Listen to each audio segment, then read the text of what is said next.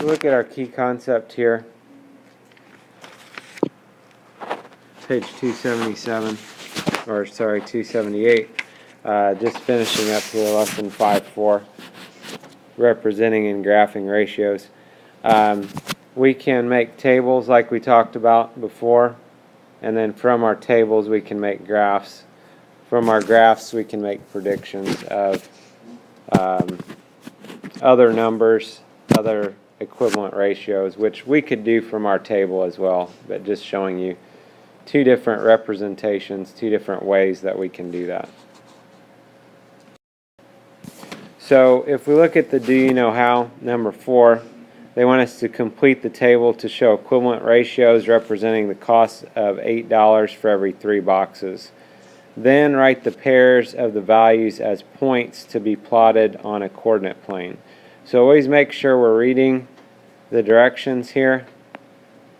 We're not just filling out the table. So don't just look and say, oh, there's a table, I got the table done, I'm done, ready to go to the next problem. Always read the whole thing, make sure we're not missing out on something. So if we continue getting equivalent ratios here, we're just adding 3 boxes each time. So we'll just continue adding the 3 boxes.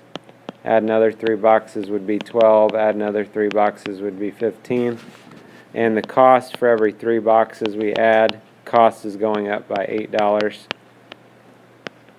So we'll just keep adding $8. So that would be $32. And then add another $8 would be $40. So that would be finishing up our table. And then it's asking us to write those as points to be plotted on a coordinate plane. So we're going to write those as ordered pairs. So we're going to write 3, 8, 6, 16, 9, 24, 12, 32, and 15, 40.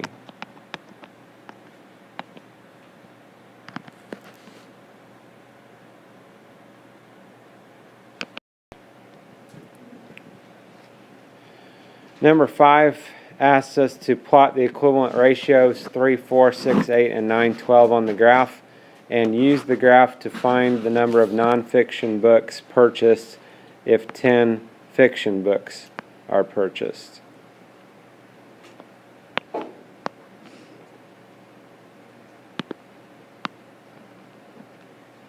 Okay, so first thing we're going to graph these.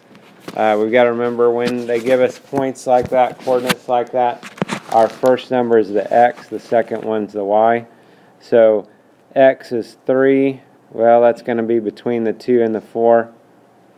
And then y is 4. So 3, 4 would be kind of an in-between point there. 6, 8, go over to 6, go up 8. And 9, 12. 9's going to be an in-between point, and then go up to 12. And then we can draw a line here.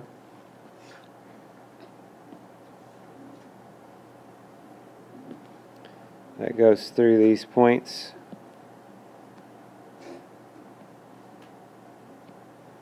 Maybe something like that.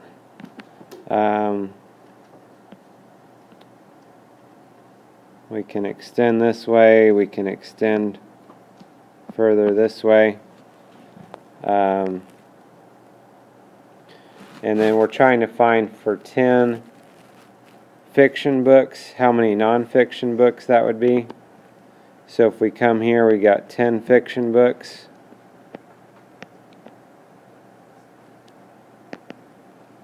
Fiction books, and then once we hit the line we can go across here and we can see, looks like how many non-fiction books? 13. Good. So that would be 13. So anytime when we're doing stuff like this,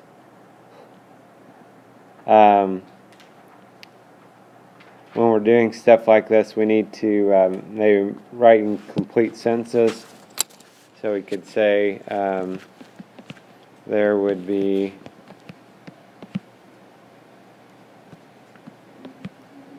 13 nonfiction books for 10 fiction books.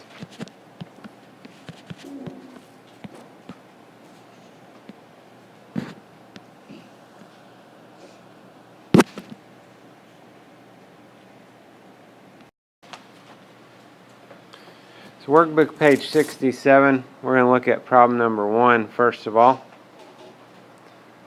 So number 1, they want us to complete the table, then label the coordinates along the y-axis and plot the pairs of values on the coordinate plane. So we have our 2, 3 is our starting point. Just to add a little bit of clarity to this, the top row is going to be our x, the bottom row is going to be our y when we go to graph these.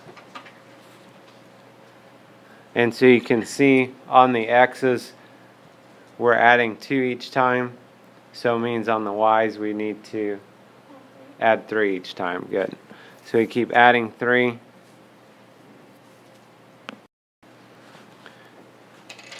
So if we keep adding 3 to our y's, 6, 9, 12, and 15.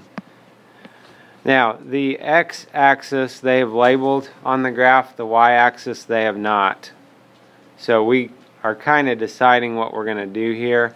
My initial thought, if this was not already set up for me, my initial thought would be on the y's, let's go by 3s. The bad thing about trying to go by 3s is, if you'll notice, the blanks are only on every other line. So if we make that 3 for the first blank and 6 and 9 and 12, we're not going to have enough room to get to our 15. Does that make sense? We could make each in between line be a 3, I guess, and go that route. But anyway, what the book's suggesting here is just going by 2s basically for each line. So 2, 4, 6, 8, 10, 12, 14, 16. The in-between numbers there, you don't have to write those, but that may be helpful for you when you go to graph these points. So when we've got that filled in, we can go 2, 3. That's going to be an in-between point. 4, 6, 6, 9,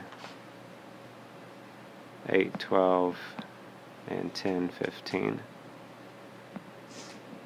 And again, if we're graphing these correctly, those points should be in line with each other. And again, you can use a ruler if you want to make that a nice straight line there. For the table that they gave you, if the table would have been vertical instead of horizontal and they didn't label it, we're going to assume the first column is the x and the second column is the y.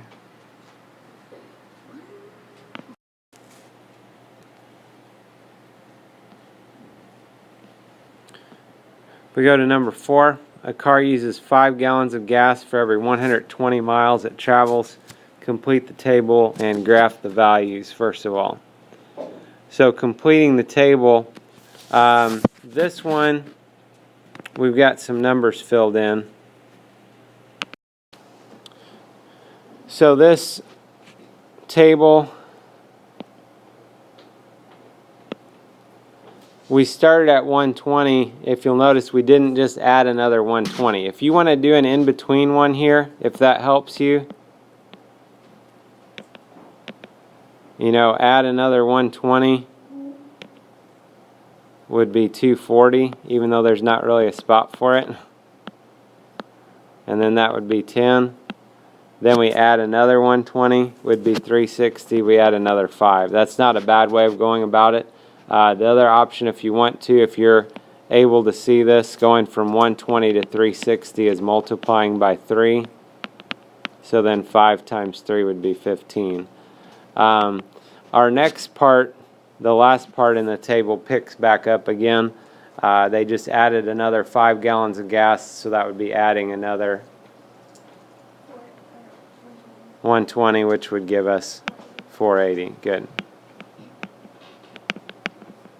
Okay, so always just look at your patterns, make sure that we don't have any numbers being skipped before you decide what numbers need to go there.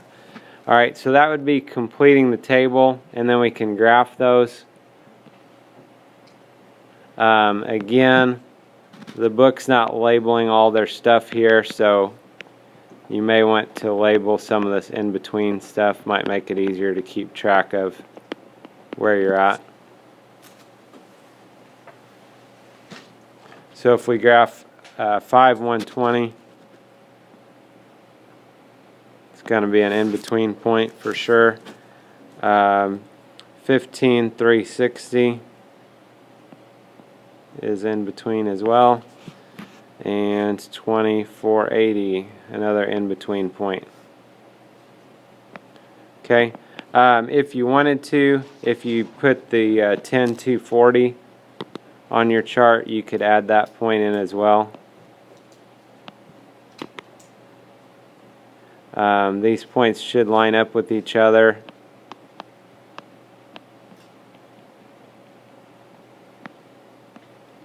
And again, you can use a ruler to make a nice straight line here.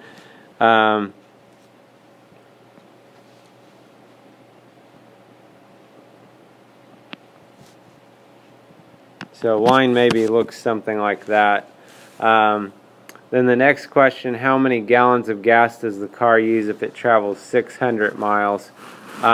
We could try to look at this off of our graph here. There's a lot of in-between stuff we graphed, so I'm not quite as confident with the graph. But this is actually going to turn out pretty well here. If you look, you could even extend your table to double check yourself. If you added another 120 miles, that'd be 600, which would be adding another 5 gallons of gas. So we can confirm from the table that that would be correct, that that would be 25 gallons of gas for part B. And again, always with these, should write complete sentences out. Just for time's sake, I've not necessarily written out a sentence there, but we could say they would use 25 gallons of gas for driving 600 miles. That makes sense? Okay, and then how far can it travel if it uses 30 gallons? 30 gallons would be right on the edge of our chart there, or the edge of our graph. And again, I'm not feeling real great because we had a lot of in-between numbers. So I'm just going to go back to the table. If we add another 5 gallons, we would be adding another 120 miles, which would be 720. Good. So 720 miles. And again, we could give a nice explanation of that. Besides writing a complete sentence, we could also say, 720 miles because we would be adding another 120 miles for the additional 5 gallons of gas.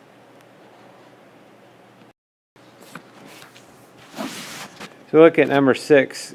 Kelly makes bouquets of flowers so that the ratios are 4 carnations to 2 sunflowers to 3 lilies. Kelly makes a bouquet of 72 flowers using only these flowers. How many of each type of flower does she use? Alright, so we've got 3 different things we're keeping track of here. Carnations, sunflowers, and lilies. So probably if we just make a table would be a nice way to keep track of things here. 4, 2, and 3. And we're also thinking about the total number of flowers. So right now, that's a total of 9 flowers. So kind of a way, rather than just guessing some numbers, what we could do is think about, we've got 9 flowers now. What would we need to multiply that by? Whoops. To get to 72 flowers would be 8. Okay. So what that means, actually, if I have 8 times as many flowers, I would have 8 times as much of each one of those. Does that make sense? Rather than just keep guessing numbers until we find something that adds up to 72, we can go straight to this answer. So 3 times 8 would be 24. Okay, 2 times 8 is 16, and 4 times 8 is 32. So then we could nicely write out, we would have 32 carnations, 16 sunflowers, and 24 lilies.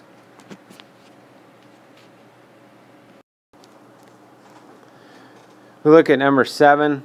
Graph shows the relationship between the number of pounds of dog food bought and the cost of the dog food. What are the coordinates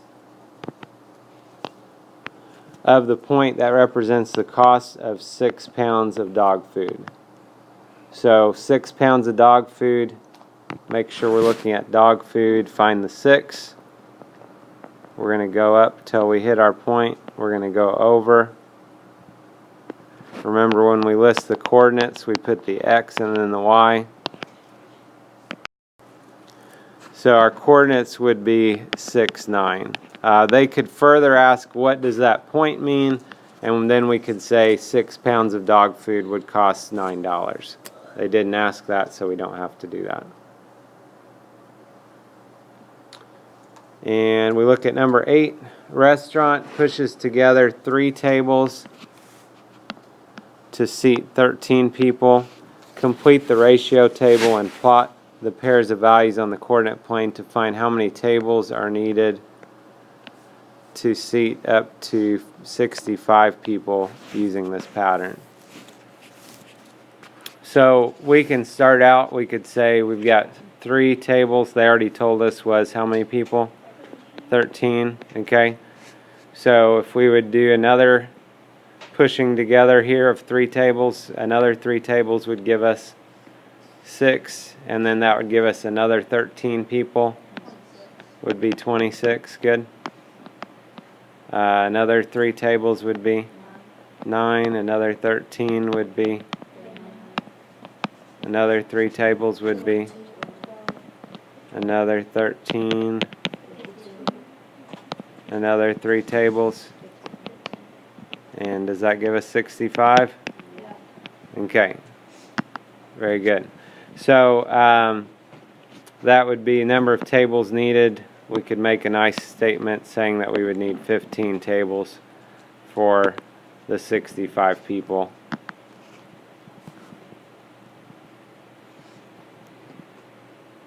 And it does say plot the pairs of values on the coordinate plane, so we would do that as well. If you're doing that,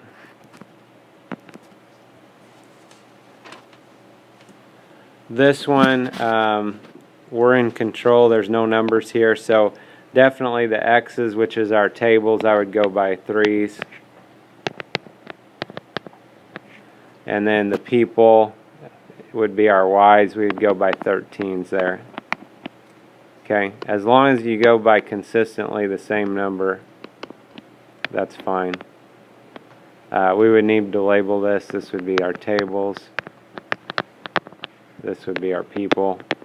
And then we could come up with some kind of a title for this as well. Okay, so we basically rigged it up to where this is going to be a nice, easy to graph line.